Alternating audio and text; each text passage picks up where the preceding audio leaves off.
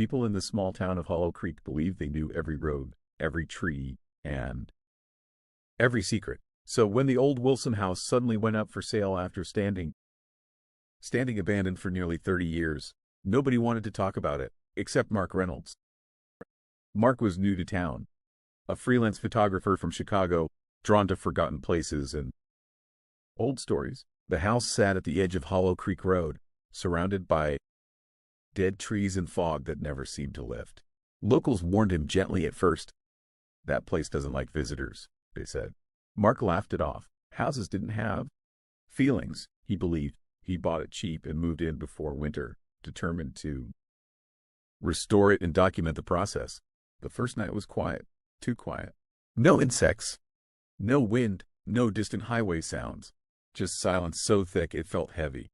Around 2:17 a.m., Mark heard footsteps upstairs.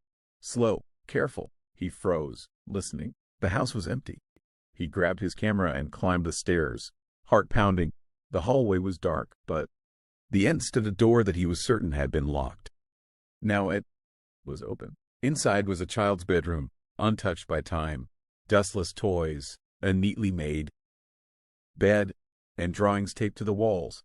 Every drawing showed the same thing. A man standing at the foot of the bed, his face scratched out in black. That night, Mark couldn't sleep. Every time he closed his eyes, he felt someone watching. Over the next few days, strange things happened.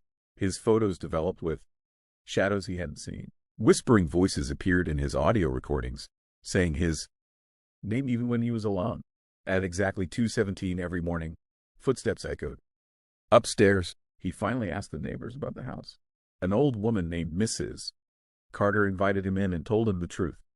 30 years ago, a man named Daniel Wilson lived there with his daughter, Emily. After his wife died, Daniel changed. Neighbors heard screaming at night.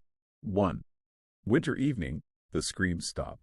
Police found Daniel dead in the living room, but Emily was never found.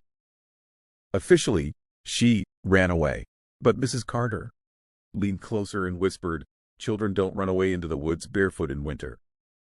That night, Mark returned home shaken. At 2:17 a.m., the footsteps came again, closer this time. His bedroom door slowly creaked open. Standing there was a small girl in a white dress, her feet muddy, her eyes dark and hollow. She pointed behind him. Mark turned and saw the man from the drawings standing inches away, his face twisted, mouth open in a silent scream. The girl whispered, "He never lets us leave." The next morning, the house was empty again. Mark Reynolds disappeared without a trace. Months later, the house went back on sale. If you drive down Hollow Creek Road at night, some say you can still see a light in the child's bedroom at exactly 2:17 a.m.